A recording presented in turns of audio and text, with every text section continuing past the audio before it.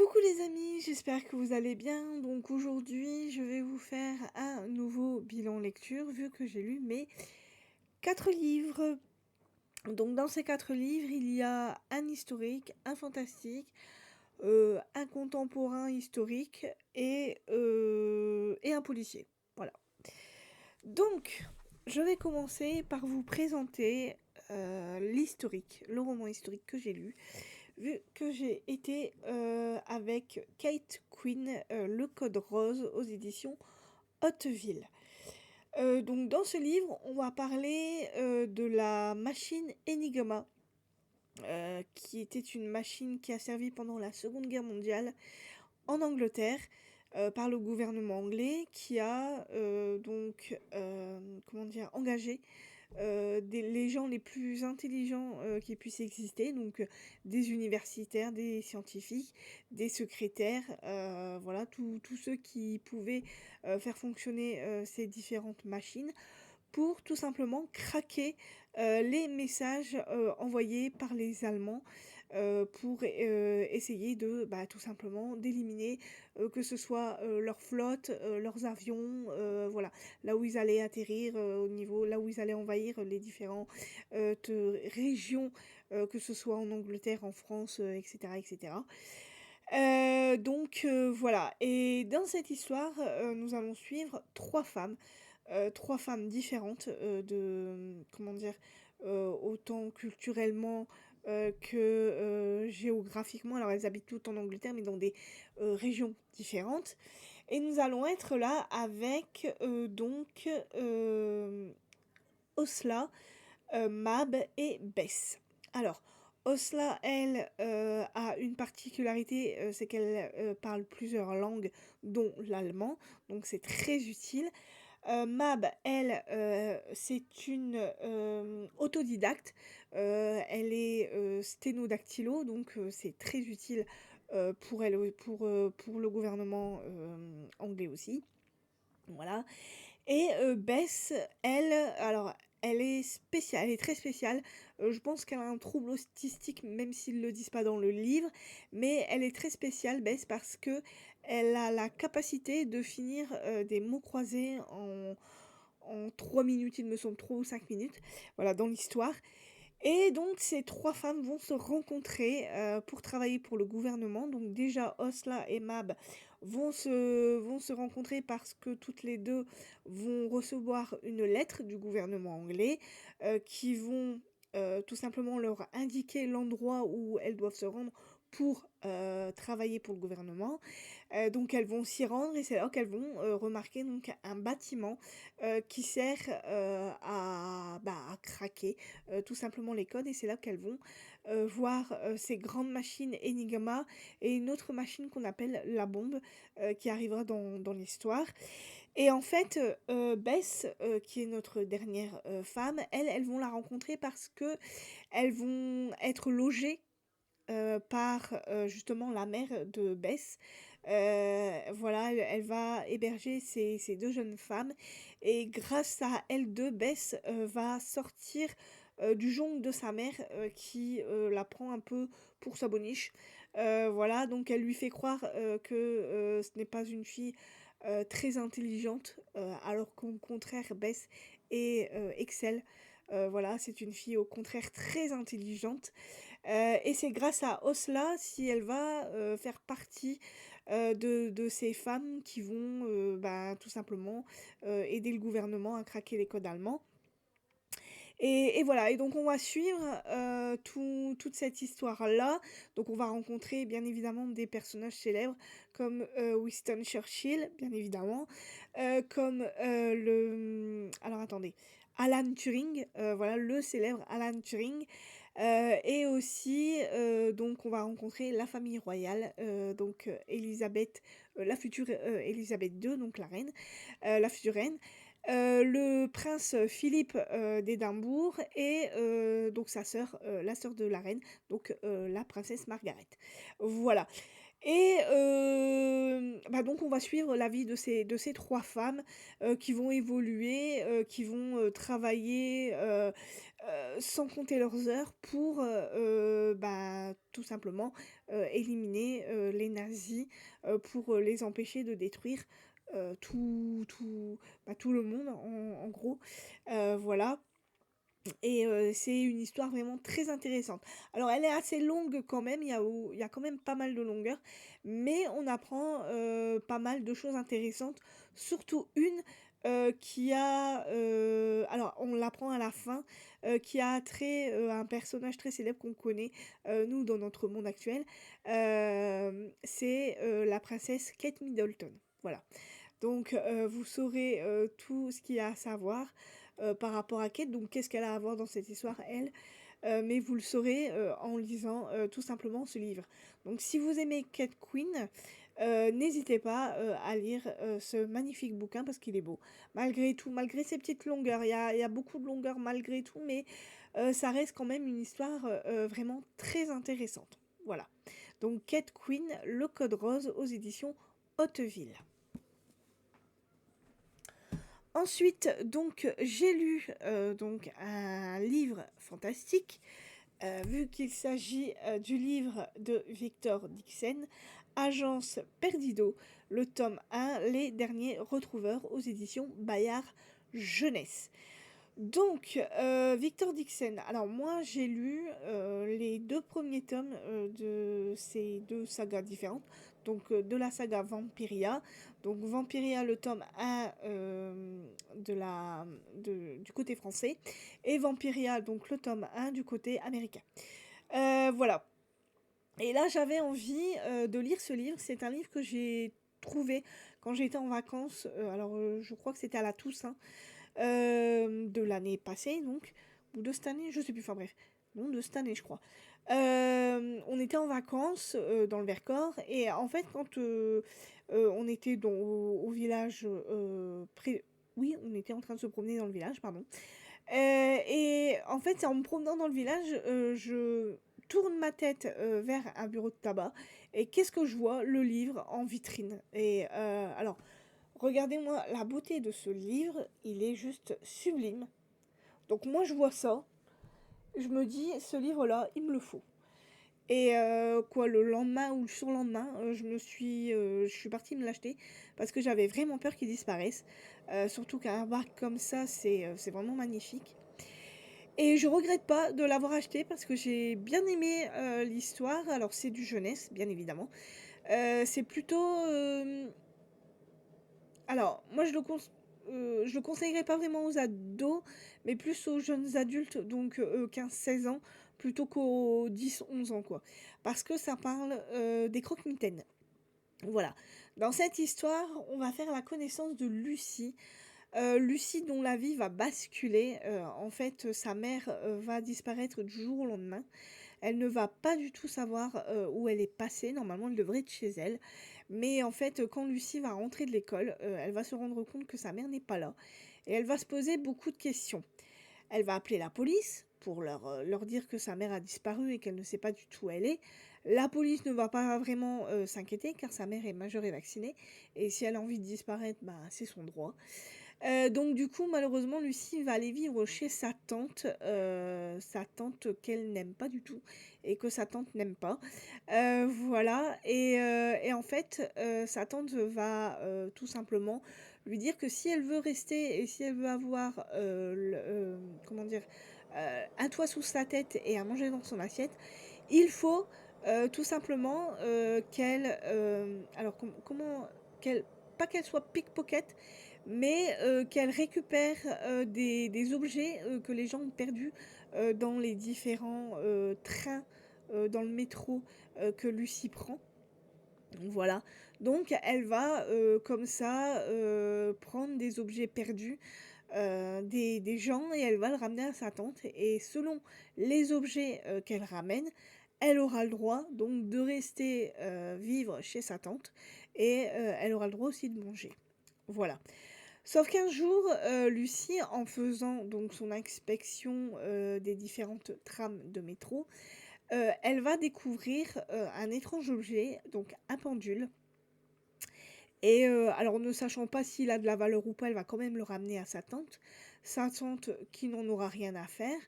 Donc Lucie, qu'est-ce qu'elle va faire? Bah, elle va le récupérer dans la poubelle et elle va, le prendre pour elle. Sauf que Lucie va se rendre compte que le pendule, quand elle le met dans sa main, le pendule a une réaction assez bizarre. Le pendule picote dans sa main et elle trouve ça très étrange, mais elle va quand même vouloir le garder pour le donner aux objets perdus qui se trouvent pas très loin d'une des rames de métro. Et donc elle va le mettre tout simplement dans une armoire. Voilà, pour la nuit, comme ça le lendemain elle pourra le ramener aux objets perdus. Et en fait, quand elle va aller se coucher, elle va se rendre compte qu'il y a de drôles de bruits dans sa chambre. Enfin, sa chambre qui est plutôt la salle de bain, en fait. Voilà, parce que la tante de Lucie ne l'aime pas du tout. Donc, comme elle n'a pas de place pour la loger, elle va tout simplement la mettre dans la salle de bain. Donc, elle est dans sa baignoire, parce qu'elle dort dans la baignoire. Et en fait, dans la nuit, elle va entendre des drôles de bruits, des bruits de, comment dire? Comme si vous mettiez, vos ongles, sur un tableau et que vous faisiez un aller-retour avec vos ongles sur le tableau. C'est énervant, hein, ce cri, ça fait cric. Et en fait, elle va entendre ce cri-là et elle va sentir une présence dans la salle de bain qui n'est pas, une présence normale. Et en fait, en voulant, comment dire? Mettre la lumière, elle va se rendre compte que en allumant la lumière, qu'il y a des grosses traces, sur, l'armoire, là où elle a rangé le pendule. Donc elle va trouver ça très étrange, mais même l'attitude du chien de sa tante, est vraiment très bizarre. Il va avoir peur, il va aller se cacher, sous le lit, de sa tante. Et bah, donc voilà, l'incident est passé et le lendemain, donc elle va rendre le pendule et c'est en rendant le pendule qu'elle va faire la connaissance, de madame Perdido, donc qui, s'appelle alors attendez, que je me rappelle de son nom, Rita, voilà, c'est ça. Rita Perdido qui, tient une agence, donc l'agence Perdido, mais une agence assez spéciale. C'est une agence qui, combat, qui, va en fait, dans un monde parallèle pour combattre, les croque-mitaines. Parce que oui, Lucie a un don, elle est une retrouveuse et grâce à son don, donc elle va pouvoir essayer de retrouver sa mère parce qu'elle en est sûre. Sa mère est dans ce monde parallèle. Un croque-mitaine l'aurait sûrement enlevée. Pourquoi ça, elle ne le sait pas. Et en fait, on va le découvrir dans cette histoire. Et c'est à partir de ce moment-là qu'elle va découvrir son passé. Voilà. Et elle va en apprendre beaucoup plus donc par rapport, oui, tout simplement par rapport à son passé. Ça a été une belle histoire, j'ai vraiment bien aimé, j'ai pas vu le temps passer. Hem, bon, les croque-mitaines, moi j'y crois plus, hein, voilà, j'ai passé l'âge. Mais toujours est-il que ça reste, une bonne histoire, c'est bien écrit. Donc on sent, que l'histoire n'est pas finie quand on termine le livre. Voilà, on sent qu'il va y avoir, un tome 2 et peut-être un tome 3. Alors je sais pas si ça va être une duologie ou une saga, ça reste à voir. Mais j'ai passé un excellent moment, en la compagnie de Lucie, et de, Rita Perdido. Voilà. Et dans ce monde parallèle, où on rencontre, plein d'étranges, comment dire? Monstres. Pardon. Plein de créatures différentes, voilà, dans ce livre et j'ai vraiment bien aimé. Donc si, vous êtes tenté donc, par, cette histoire, n'hésitez pas, surtout alors il existe, en livre normal, hein, en broché. Moi, c'est parce que j'ai vu que c'était, donc un hardback et comme c'est Victor Dixon et que j'adore la plume de Victor Dixon, je me suis dit: «Il faut que je me l'achète» et le livre est vraiment sublime. En plus, vous avez un petit signet là, ici, en tissu, qui est pas mal, qui évite de prendre un marque-page. Ce qui n'est pas, voilà, à- ce qui n'est pas une contrainte. Voilà, c'est ce que je voulais dire. Et puis l'intérieur du livre est très très beau. Voilà, je vous fais voir les débuts de chapitre. Voilà comment est-ce que ça se trouve. Et dans le livre aussi, on a des images. Alors, je ne vais pas vous dire ce que sont ces images. Alors, moi, personnellement, elles ne m'ont pas forcément aidé, mais elles vous, comment dire, elles vous aident à imaginer l'univers. Donc, moi, j'ai trouvé ça assez sympa. Voilà. Donc, si vous avez envie de relire une nouvelle histoire de Victor Dixon et d'aller dans son univers, n'hésitez pas parce que ça reste du bon jeunesse. Voilà. Donc, Victor Dixon, agence Perdido, le tome 1, les derniers retrouveurs aux éditions Bayard Jeunesse. Ensuite, donc, je me suis lancée dans un contemporain historique avec le livre de Lucinda Riley, La promesse cachée aux éditions Charleston. Donc dans ce livre, on va retrouver une jeune fille qui s'appelle Léa, voilà, Léa Thompson, qui est une jeune adolescente de 14-15 ans, donc qui vit avec ses parents. Son père, malheureusement, est handicapé, vu qu'il a une polyarthrite. Alors, rhumatoïde, je crois qu'on dit comme ça, ou enfin ça a un autre nom. Donc il handicape vraiment, il est en fauteuil roulant, il ne peut plus bouger, il ne peut plus rien faire. Du coup, c'est sa femme qui s'occupe de ramener l'argent à la maison. Alors ça l'embête un petit peu, mais bon, il n'a pas trop le choix. Voilà. Donc du coup, la mère de Léa travaille dans cette ferme-là que vous voyez là ici sur la couverture. Voilà. Elle travaille dans cette ferme qui appartient à Rose. Rose qui a récupéré cet ancien corps de ferme pour y vivre avec donc son fils Miles et sa fille adoptive Melinda. Léa aide sa mère de temps en temps pendant les vacances pour tout simplement s'occuper de la maison, donc que ce soit le ménage, que ce soit faire le petit déjeuner, voilà, elle est un peu femme à tout faire. Et Léa aide sa mère de temps en temps pendant les vacances.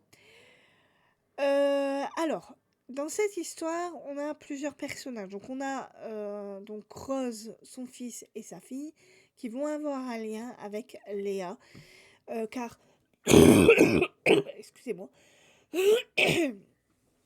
car en fait, Rose est une ancienne artiste peintre qui a été très très connue pendant des années. Et du jour au lendemain, elle a arrêté de peindre. Sauf que malheureusement, la ferme doit être entretenue et l'argent commence à manquer. Donc, elle va décider de se remettre à peindre, sauf que ça ne va pas être facile pour elle de vouloir revenir dans le milieu, mais comme c'était une artiste très célèbre, les gens ne l'ont pas oubliée et donc elle pense qu'après une expo, elle pourra éventuellement avoir assez d'argent pour entretenir cette ferme. Donc, elle s'est pardon, elle s'est remise à peindre et comme il lui reste des anciennes connaissances, elle va faire donc appel à une de ses anciennes connaissances pour essayer de, de mettre ses peintures, de créer une expo en fait, pour essayer de vendre ses peintures qu'elle est en train de peindre. Entre-temps, donc Rose a un frère et son frère David va tout simplement envoyer son fils Brett, voilà, je cherche le prénom, Brett, chez sa tante qu'il ne connaît absolument pas vu que Rose et David sont en très mauvais termes. Donc on ne sait pas pourquoi est-ce qu'il y a eu cette coupure entre Rose et David, mais on va finir par le savoir au cours de l'histoire. Là je vous raconte un peu en gros ce qui s'est passé. Donc Brett va arriver chez sa tante qu'il ne connaît pas car malheureusement Brett vient de perdre sa maman et David sa femme donc. Et comme David, s'est, lancé, corps et âme dans son travail, il ne peut pas s'occuper de son fils. Et pour ne pas qu'il s'ennuie pendant ses vacances d'été et pour ne pas qu'il ne cogite pas trop, il va décider de l'envoyer, chez sa sœur sans forcément, la prévenir à l'avance. Donc Rose va, se rendre compte, à la dernière minute que Brett arrive chez elle et il va arriver et alors il va, comment dire? Se faire une fausse idée, de cette ferme. Voilà, il pense que, heu, ça ne va pas lui changer des idées et pourtant, il va se rendre compte qu'il a, comment dire? La même passion que sa tante, c'est la peinture. Brett adore peindre, sauf que, son père, lui interdit, de peindre. Brett, lui, voudrait, comment dire? Faire une grande école d'art, parce qu'il est très, très doué pour ça et que c'est sa passion, tout simplement.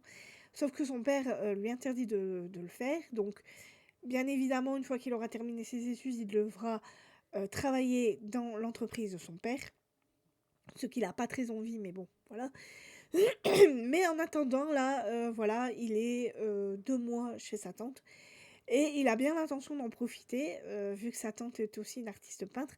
Tous les 2 vont s'entraider, voilà, dans leur passion, commune et en fait, Brett va faire la connaissance de Léa et il va, tomber éperdument amoureux d'elle et en fait, ça va, prodigieusement agacer, Mélinda, donc la fille adoptive de Rose, car, alors Mélinda et Léa n'ont pas du tout le même style. Mélinda, elle est beaucoup plus vulgaire que Léa. Léa a une beauté beaucoup plus naturelle, pour son âge et ça plaît beaucoup plus à Brett. Donc il va se passer, pas mal de choses pendant ces 2 mois, des choses, relativement, graves quand même, voilà, qui fait que, à un moment donné donc Brett, heu, à la fin de l'été donc il va retourner donc à New York voir son père pour travailler dans l'entreprise, paternelle et en fait Léa elle, sa vie va changer le jour où Rose, va, donc aller à son exposition et où elle va, mettre, comment dire? Dans cette exposition, donc le cadre, un portrait de Léa qu'a fait Brett, donc à son exposition et en fait, le portrait de Léa va taper à l'œil, d'une agence de mannequins, parce que le portrait est très, très bien, fait et ça représente très, très bien Léa. Donc elle va taper dans l'œil d'une agence de mannequins et en fait, la femme qui tient cette agence de mannequins va aller voir Léa pour lui proposer donc de travailler, comme mannequin. Léa n'est pas très, très chaude, mais en fait, ce qui la retient, c'est l'argent. Voilà. Elle se dit qu'à force de travailler comme mannequin et comme un mannequin, ça gagne très bien sa vie, elle va, tout simplement pouvoir aider, ses parents pour, bah, qu'ils puissent avoir tout le confort possible pour que son père puisse rester le plus longtemps possible chez lui. Et donc elle va se lancer, dans le mannequinat, donc elle va atterrir à New York, ville qu'elle ne connaît pas. Mais la femme, qui, lui, propose de devenir mannequin va, la prendre sous son aile et elle va, demander à une autre jeune mannequin, donc Jenny, de devenir, son amie et de l'aider, dans le métier de mannequinat et elles vont devenir les meilleures amies du monde. Sauf que, Léa va se rendre compte que le métier de mannequin n'est pas un métier, facile, n'est pas un métier, voilà, c'est un métier de concurrence et elle va, découvrir l'envers du décor. Et en fait, il va se passer un drame, qui va, totalement, la secouer et qui va, complètement changer sa vie. Mais ça, vous le saurez, au fur et à mesure de l'histoire. En parallèle de ça, donc il y a aussi le côté historique et donc en parallèle de ça, on va, retrouver donc, 2 enfants. 2 enfants, polonais qui vivent à Varsovie en 1939, donc avec leurs parents. Donc qui dit 1939 dit Seconde Guerre mondiale.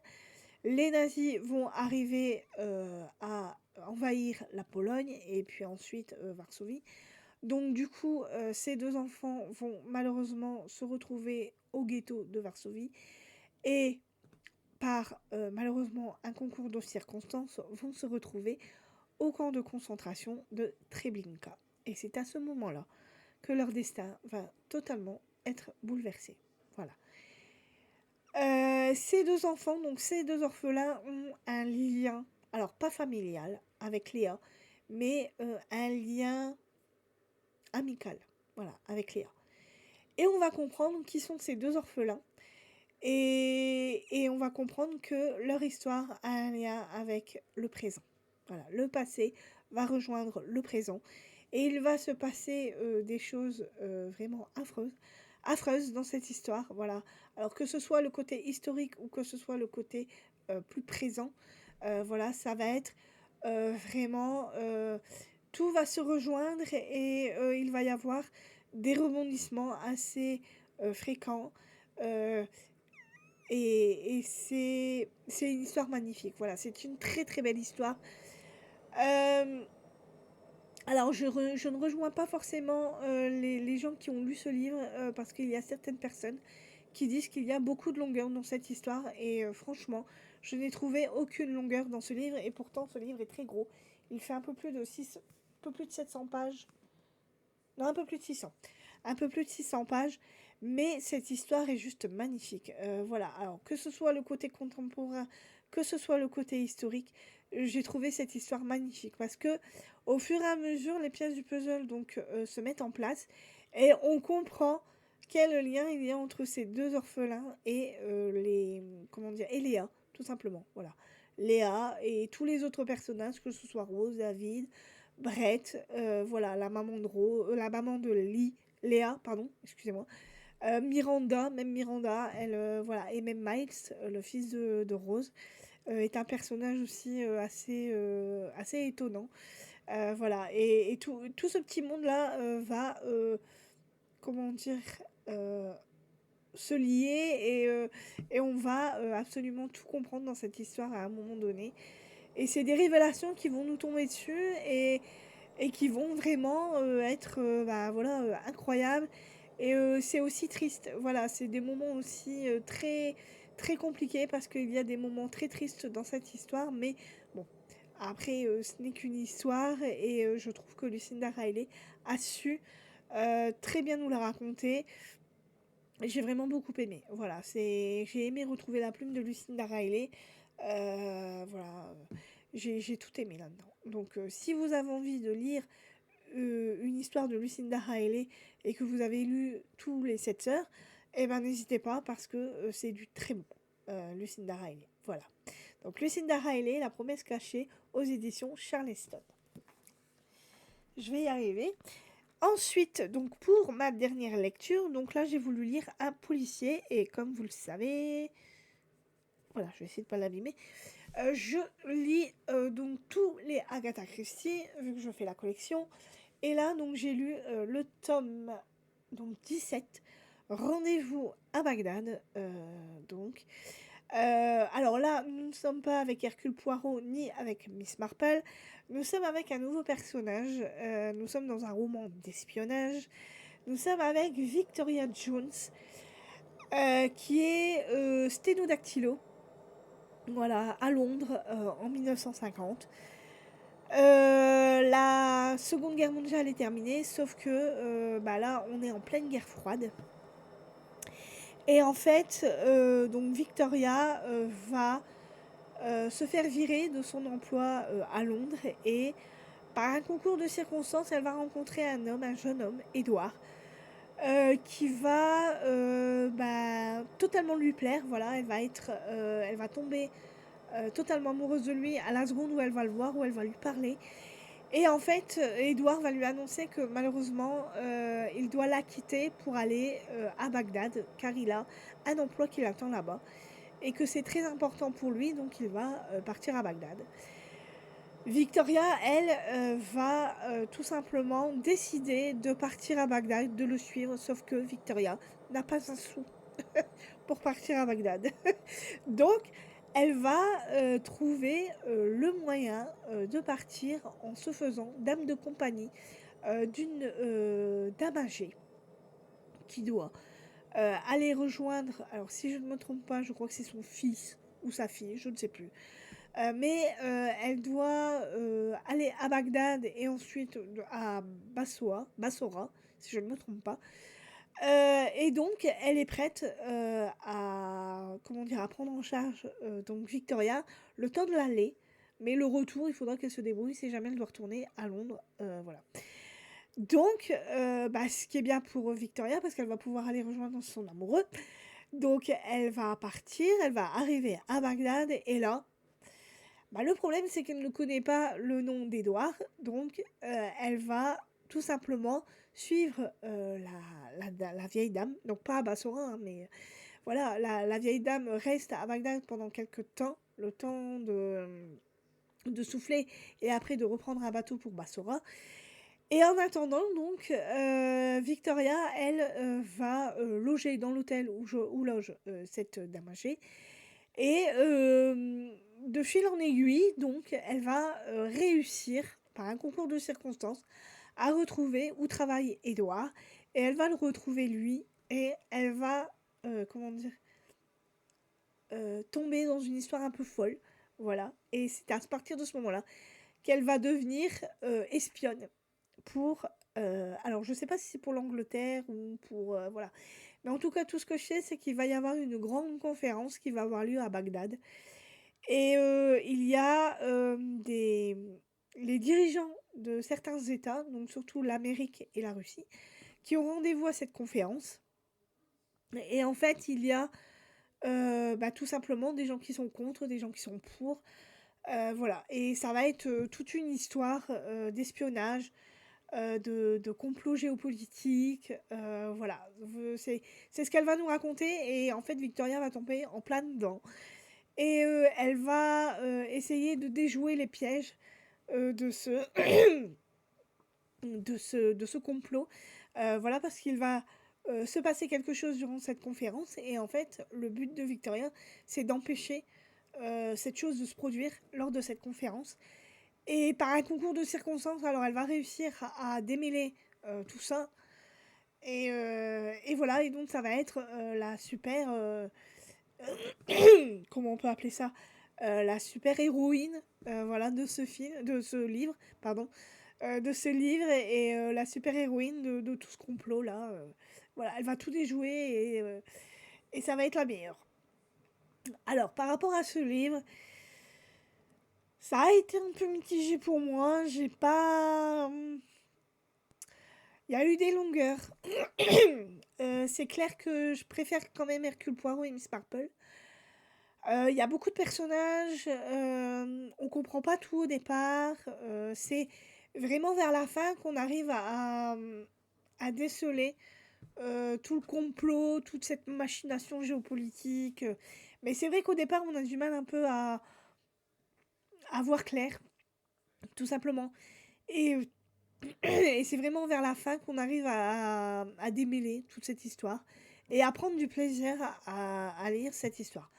Donc j'ai eu un petit peu de mal, ça a été un petit peu dur, je dois l'avouer, mais j'ai fini quand même par comprendre tout le schmilblick, voilà, tout le schmilblick de cette histoire. Et à la fin, c'est vrai que la fin m'a beaucoup plu, parce que bah, on a toutes les réponses à nos questions, tout simplement, et parce que aussi Victoria est un bon personnage, voilà, elle est marrante, elle se met dans des situations rocambolesques et elle arrive à s'en tirer haut la main. En plus, c'est une menteuse hors pair. Donc voilà, qui malheureusement, ses mensonges la mettent dans des situations abracadabrantes. Mais elle arrive toujours à s'en sortir par une pirouette. Et j'ai trouvé que c'était pas trop mal quand même. Voilà. Donc si vous n'avez jamais lu Rendez-vous à Bagdad, n'hésitez pas, parce que ça vaut quand même le coup. Même si je dois avouer que le début, c'était un petit peu long et voilà, le temps que l'histoire se mette en place. Par contre, ce que je peux dire, c'est qu'Agatha Christie, comment dire, décrit très très bien les décors orientaux. Voilà, on se croit vraiment à Bagdad. Parce qu'elle a cette façon comment dire, de décrire les décors et on se croit vraiment dans les rues de Bagdad. À un moment donné, on va se retrouver dans des fouilles archéologiques et c'est très, très bien écrit et c'est très, très bien décrit aussi. Voilà, donc ça reste quand même, une bonne histoire malgré tout. Voilà, il y a des bons côtés, il y a des un peu moins bons côtés, mais dans l'ensemble, ça a quand même passé. Mais je préfère quand même les histoires avec Hercule Poirot et Miss Marple. Voilà. Donc Agatha Christie, Rendez-vous à Bagdad, aux éditions donc Hachette. Voilà pour mon bilan lecture. Donc j'espère que celui-ci vous aura plu, que mes lectures vous donnent envie. En ce moment, je suis en train de lire le John Esbo, L'homme chauve-souris. C'est la première enquête de l'inspecteur Harry Hall aux éditions donc Folio Policier. Donc là, Harry Hall est en Australie. Il va devoir résoudre le meurtre d'une Norvégienne qui est venue travailler donc en Australie et qui s'est fait malheureusement tuer. Voilà. Ensuite, j'ai l'intention de lire le nouveau. On est en 2025, je crois qu'il est sorti en 2000. Il est sorti en quand 2024, je crois. Donc ça fait un an qu'il est sorti.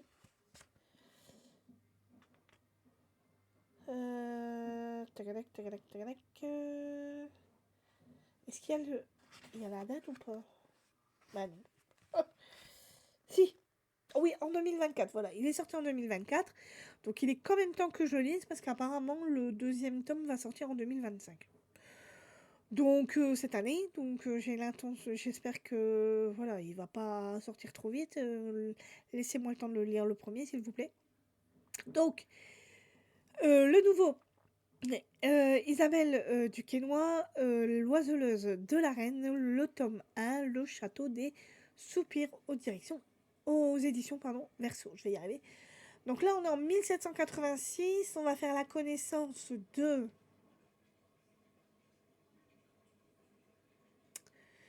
Liselotte, qui va être mariée à un homme dont elle n'a pas envie d'être mariée, mais elle n'a pas le choix. Et en fait, cet homme est un baron qui s'appelle donc le baron Beaupré, qui travaille pour la reine.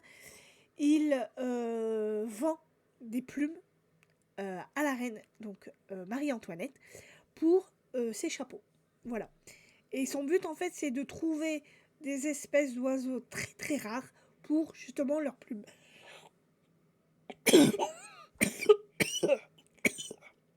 Excusez-moi. Et apparemment, donc le baron va mourir. Et en fait, c'est Liselotte qui va prendre sa suite. Voilà. Donc j'espère qu'il sera beau. Je vais le lire. Et je vous en dirai plus quand je l'aurai lu. Donc Isabelle Duquesnoy, l'oiseleuse de la reine, le tome 1, le château des soupirs aux éditions Verseau. Ensuite, j'ai l'intention de lire le tome 2, enfin, de Sarah Gimas, Un palais de colère et de brume, aux éditions La Martinière. Oui, La Martinière, voilà. Donc j'ai lu le tome 1 il y a quand même pas mal de temps, je crois que c'était en 2023-2022. Et là, je vais lire donc le tome 2. Donc on va retrouver Fer,